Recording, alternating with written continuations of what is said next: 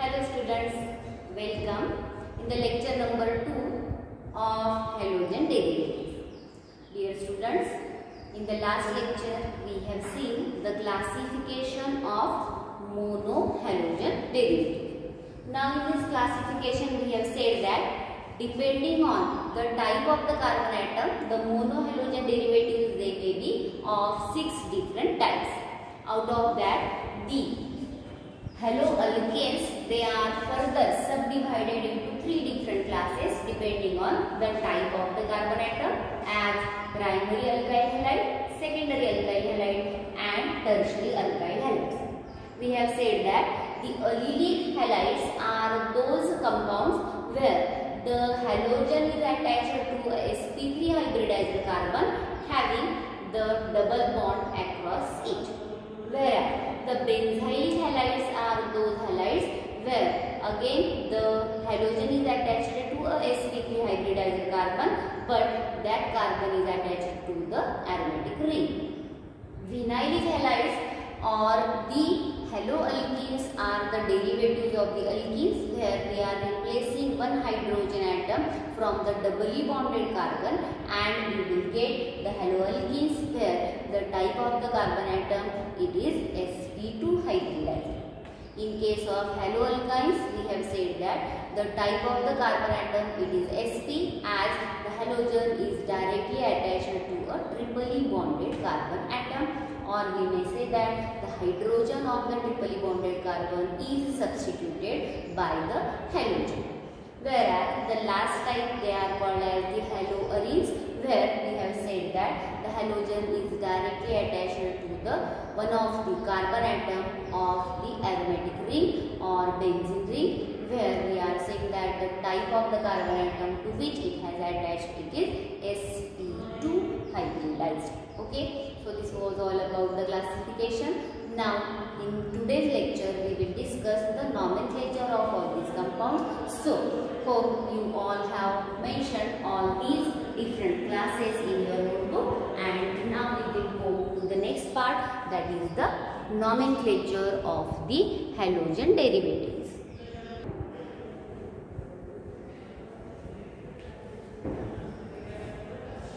Now see, as all we have seen the nomenclature system for some of the hydrocarbons in the last year for the alkanes, alkenes and some of the other compounds.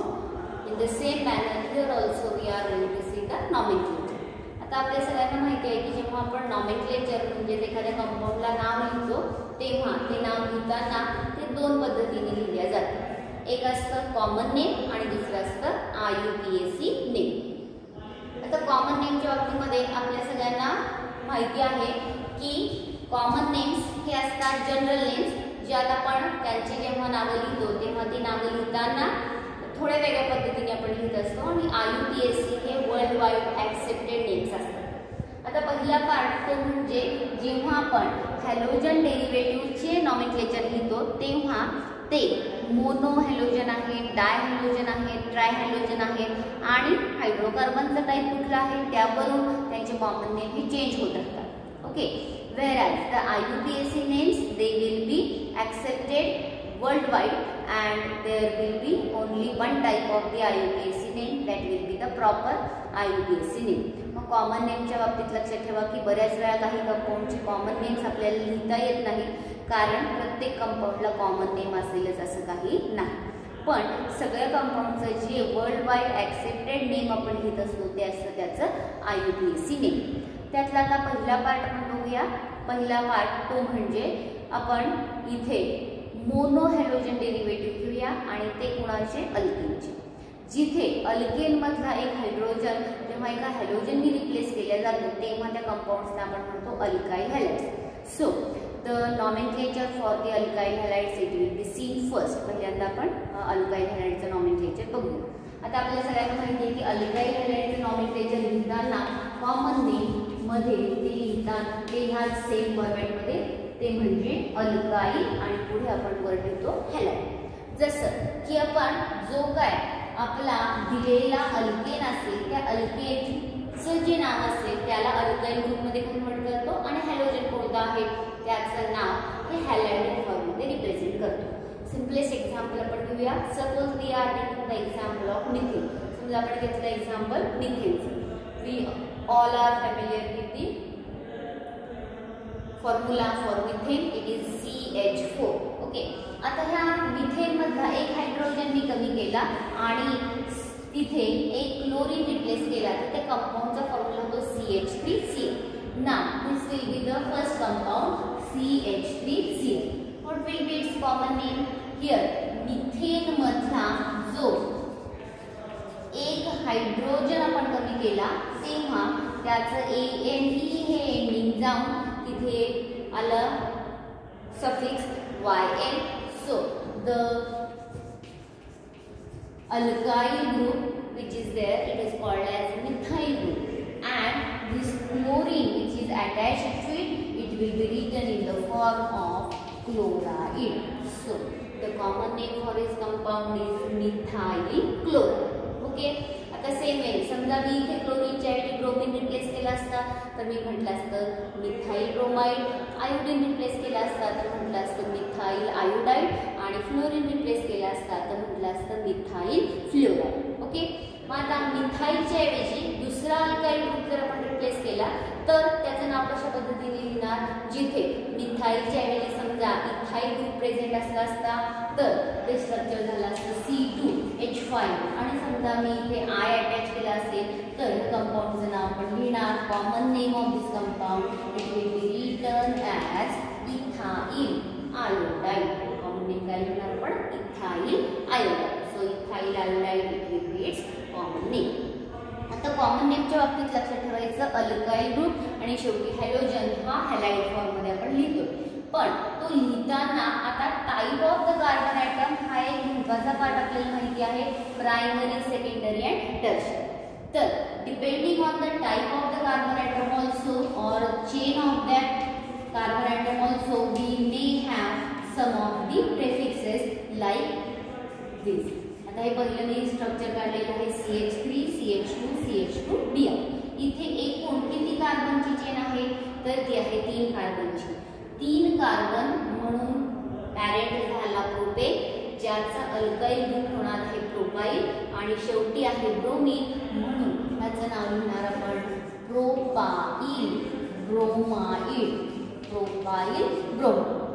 And as the chain where all the carbon atoms are present in a straight chain manner, we will have the prefix N here. आता सगळ्यांनी नीट लक्षात घ्यायचं. जेव्हा जेव्हा आपण common names लिहितो तेव्हा common name मध्ये सगळ्या कार्बन ॲटमचा काउंट लक्षात घ्यायचा. All carbon atoms they should be counted. Then we have to decide the name of the alkyl group, and depending on the structure we may have the prefixes like N, iso, sec, neo and so. ठीक आहे.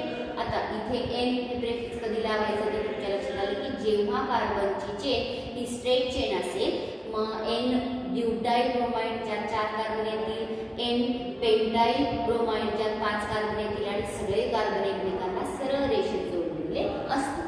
आता ते दरच वेळेस सरळ रेषेत जोडलेले असतील असं काही नाही.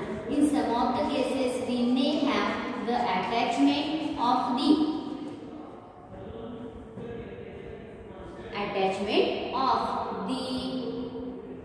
halogen. It is to the secondary type of the carbon.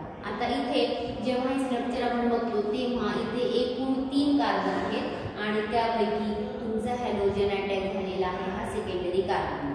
जेव्हा तो सेकंडरी कार्बनला अटॅच झालेला असतो तेव्हा प्रेफिक्स लिहायचं सेक. त्यानंतर किती कार्बनची चेन आहे 3 म्हणून प्रोपाइल आणि इथे हॅलोजन आहे आयोडीन म्हणून त्याला लिहायचं आयोडाइड. सो सेक प्रोपाइल आयोडाइड. सेक प्रोपाइल आयोडाइड. ह्याला अजून एक कॉमन नेम आपण लिहू शकतो ते म्हणजे आयसो प्रोपाइल आयोडाइड. आता आयसो कधी वापरायचं आणि सेक कधी वापरायचं ह्या दोन गोष्टींमधला फरक लक्षात घ्या. For that purpose we will take the chain of 4 carbon atom. इथे आपण 4 कार्बनची चेनचं एक्झाम्पल घेऊ. In case of the 4 carbon atom, 4 carbon असलेल्या चेनचं एक्झाम्पल जेव्हा आपण घेतोय तेव्हा पहिलं एक्झाम्पल इथे इथे CH3 CH CH3 CH2 Br. ना इथे जी एकूण कार्बनची संख्या आहे ती आहे 4, म्हणून याचं नाव आहे ब्युटाइल आणि शेवटी आपण लिहिणार ब्रोमाइड, ब्युटाइल ब्रोमाइड. पण या ब्युटाइल ब्रोमाइड मध्ये जे 4 कार्बन आपले आहेत त्या 4 कार्बनच्या बाबतीत ते 4 सरळ रेषेत आहेत, तर एक कार्बन आलाय ब्रँचच्या फॉर्ममध्ये. 1 carbon is present in the form of the branch. जर अशा टाइपचं स्ट्रक्चर असेल तर ही जी चेन आहे ही स्ट्रेट चेन नसून ती ब्रँच्ड चेन झाली आणि ह्या केसमध्ये प्रेफिक्स वापरायचं असतं iso. So we will write it as isobutyl bromide. Whereas now I am going to write down one more structure where we have the structure like this CH3 CH Br CH2 CH3. Now here if you are going to see the type of the chain, all the 4 carbon atoms they are present in the straight chain manner. आता इथे सुद्धा 4 carbon आहेत म्हणून याला लिहिणार butyl आणि शेवटी लिहिणार ब्रोमाइड. पण आता हे स्ट्रक्चर आणि हे स्ट्रक्चर दोघांमधला फरक लक्षात घ्या. इथे एक कार्बन ब्रँचच्या फॉर्ममध्ये आलेला होता म्हणून स्ट्रक्चर लिहिलं होतं आयसो, प्रेफिक्स लिहिलं होतं आयसो. आता इथे कार्बन सगळे स्ट्रेट चेन मध्ये आहेत परंतु हॅलोजन अटॅच झालेला आहे सेकंडरी कार्बन ॲटमला, म्हणून इथे सेकंडरी कार्बन ॲटमला अटॅच असलेला असा स्ट्रक्चर असेल तर त्याला लिहायचं सेक ब्युटाइल ब्रोमाइड. मग आयसो आणि सेक या दोघांच्या बाबतीतला फरक लक्षात घ्या. Only in case of 3 carbon atom you may write sec or iso prefixes in case of the same structure. एका स्ट्रक्चरसाठी लिहायचं पण प्रोपाइल ग्रुप सोडला तर त्याच्यानंतरच्या सगळ्या स्ट्रक्चरमध्ये आयसो आणि सेक हे 2 प्रिफिक्सेस वेगवेगळ्या अर्थाने आपण वापरतो. Iso will represent 1 carbon in the form of the branch, whereas sec it will represent the attachment of halogen to a secondary carbon. आता सेम वे जेव्हा तुमच्या हॅलोजनची अटॅचमेंट ही टर्शरी कार्बनला असेल, टर्शरी कार्बन असा कार्बन जो किती कार्बनला जोडलेला आहे 3 कार्बनला जोडलेला आहे. मग हे सिम्पलेस्ट स्ट्रक्चर आपण घेऊया CH3 थ्राइस CBr. आता इथे एकूण कार्बनची संख्या मोजूया 1 2 3 आणि 4 आणि शेवटी हॅलोजन आहे bromine. So again this is butyl bromide. परत हे स्ट्रक्चर कोणतं झालं butyl bromide. But in this structure now we have to use some other prefix than the iso, sec or n. मग n आपल्याला माहिती आहे स्ट्रेट चेन असली असती तर n लिहिलं असतं. जर एक कार्बन ब्रँचच्या फॉर्ममध्ये असेल तर त्याला आयसो लिहिले. जर टाइप ऑफ कार्बन ॲटम ज्याला हॅलोजन अटॅच झाला तो सेकंडरी असेल तर त्याला आपण काय लिहिलेलं आहे सेक लिहिलेलं आहे. आता इथे टाइप ऑफ कार्बन ॲटम जर आपण बघितला ज्याला हॅलोजन अटॅच झालेला आहे तो आहे टर्शरी कार्बन, म्हणून ह्याचं कॉमन नेम लक्षात ठेवा. We will use the prefix tert here and we will write down the name as tert butyl bromide. लक्षात. मग सेक कधी लिहायचं, टर्ट कधी लिहायचं, एन कधी लिहायचं आणि आयसो कधी लिहायचं, ह्या 3-4 गोष्टी आज मी तुम्हाला एक्सप्लेन करून सांगितल्या. होप त्या तुमच्या सगळ्यांच्या लक्षात आलेल्या असतील. ठीक आहे. जर हा सगळा पार्ट तुमच्या लक्षात आला असेल तर तुमच्या वहीमध्ये तुम्ही नोट डाऊन करून घ्यायचं एन, आयसो, सेक आणि टर्ट ही स्ट्रक्चर कधी लिहायची. आता मी अजून एक शेवटचं स्ट्रक्चर सगळ्यांना सांगणार, प्रेफिक्स सगळ्यांना सांगणार आहे ज्यात आपण अजून एक प्रेफिक्स कॉमन नेम मध्ये वापरू शकतो जे असतं neo. What is neo? The neo structure is like this where we have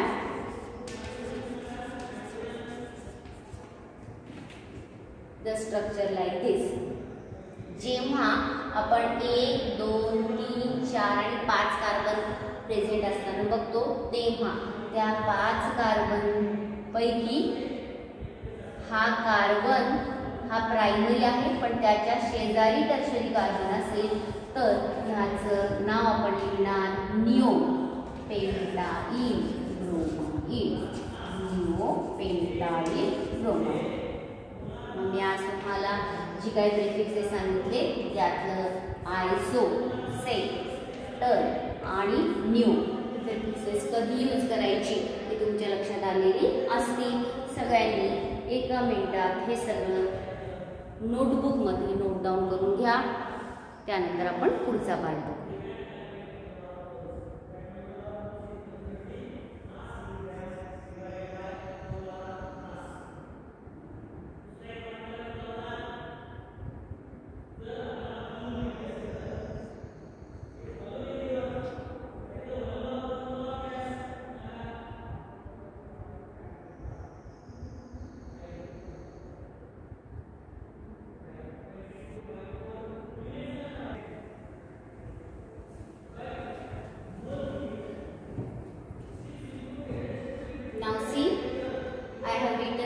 Examples where the derivatives they are of the hydrocarbon rather than the alkene. आता ह्याच्या आधी आपण अल्केनचे डेरिव्हेटिव्ह बघितलेले होते. आता हा पुढचा जो आहे तो आहे अल्केनचा डेरिव्हेटिव्ह, ज्यात स्ट्रक्चर आहे CH2 डबल बॉन्ड CHCl. मग आता अशा पद्धतीचं स्ट्रक्चर की ज्याच्यामध्ये डायरेक्टली तुमच्या sp2 हायब्रिडायझ्ड कार्बनला हॅलोजन अटॅच झालेला असतो. अशा टाइपचे जे कंपाउंड्स असतात त्यांनाच आपण कोणते कंपाउंड म्हणतो? We are going to call them as the vinyl halides. So here the common name it will be vinyl chloride. ह्याचं नाव काय असणार आहे? व्हिनाइल क्लोराइड, ज्यात डायरेक्टली तो अटॅच झालेला आहे. जर तो डायरेक्टली अटॅच न होता त्याच्या शेजारच्या कार्बनला जॉईन झालेला असेल की जिथे हा 1 नंबरला CH2Cl आहे आणि हा 2 नंबरला CH जो डबली बॉन्डेड आहे, अशा टाइपला म्हणजे sp3 हायब्रिडायझ्ड कार्बन आणि त्याच्या शेजारी sp2 हायब्रिडायझ्ड कार्बन असं स्ट्रक्चर असेल तर त्याला आपण अलिलिक हॅलाइड म्हटलेलं होतं. So it may be written as अलिल chloride. Allyl chloride. So the common name it will be given as allyl or allylic chloride. Now when we are going to talk about the triply bonded carbon atom and the halogen is attached to directly the triply bonded carbon atom. इथे ह्याचं common name लिहिताना सगळ्यांनी लक्षात ठेवायचं, इथे ही जी 2 carbon वाली chain आहे त्या 2 कार्बन वाल्या ह्या कंपाऊंडचं कॉमन नेम आहे ॲसिटिलीन. ओके. आणि आपण तिथला एक हायड्रोजन हा एक क्लोरीनने रिप्लेस केलेला आहे, म्हणून हा डेरिव्हेटिव्ह आहे कुणाचा? ॲसिटिलीनचा. So the name it will be written as chloro acetylene. नाव काय लिहिणार आपण त्याचं? Chloro acetylene. So here chloro acetylene is the common name for this compound. And the last one here the type of the carbon atom where the halogen is attached, it is sp3 but it is attached to the aromatic ring. मग अशा टाइपचे जर halogens attach झालेले असतील तर अशा हॅलाइड्सला आपण बेन्झाइलिक halide म्हणतोय. सेम वेनी मग इथे ह्याचं नाव आपण लिहिणार benzyl chloride. So here the name they have been written as benzyl chloride. आणि मग ह्या पद्धतीने कॉमन नेम्स जेव्हा आपण लिहितो तेव्हा इथे सगळे मी मोनोहॅलोजनचे एक्झाम्पल घेतले, एकापेक्षा जास्त असेल तर डाय क्लोराइड किंवा ट्राय क्लोराइड, ट्राय आयोडाइड या पद्धतीने आपण ते घेऊ शकतो. जसं की समजा इथे आपण याचा डेरिव्हेटिव्ह केला, ज्यात मी ह्या पद्धतीने समजा 2 हॅलोजन अटॅच केले तर हे जे एक्झाम्पल असणार आहे this will be the example of di halide, di chloride, where we will write it as there are again 2 different types. एकाच सेम कार्बनचे 2 हॅलोजन किंवा 2 डिफरंट कार्बनचे 2 हॅलोजन अशा पद्धतीने आपण त्याला कन्सिडर करू शकतो. इथे समजा एकाच सेम कार्बनचे, एकाच सेम कार्बनचे हॅलोजन जर आपण कन्सिडर केले तर त्याला अल्किलीन म्हणजे इथे त्याचं नाव होईल इथिलीन डायफ्लोराइड आणि ह्याचं नाव असतं इथिलिडीन डायफ्लोराइड. जेमिनल आणि विसिनल असे ते दोन टाईप असतात. किंवा ॲरोमॅटिक रिंगच्या बाबतीमध्ये जर हॅलोजनच्या व्यतिरिक्त इतर कुठला ग्रुप असेल तर तो पॅरेंट म्हणून कन्सिडर केला जातो आणि त्यांची नावं लिहिताना हॅलो आणि जो पॅरेंट आणि बेन्झीनची रिंग असेल त्यांचं मिळून एक नाव जे आपण डिसाईड केलेलं असेल त्या पद्धतीने आपण ते लिहू शकतो. So one example I will write. समजा आपली बेन्झीनची रिंग आहे, त्या बेन्झीनच्या रिंगला OH ग्रुप आणि क्लोरीन अटॅच झालेला असेल तर हा झाला फिनॉल आणि फिनॉलचा हा chloro derivative. So the name it will be written as chlorophenol. Okay, so this was about the common name. We will discuss about the IUPAC names in the next lecture. Till then, thank you.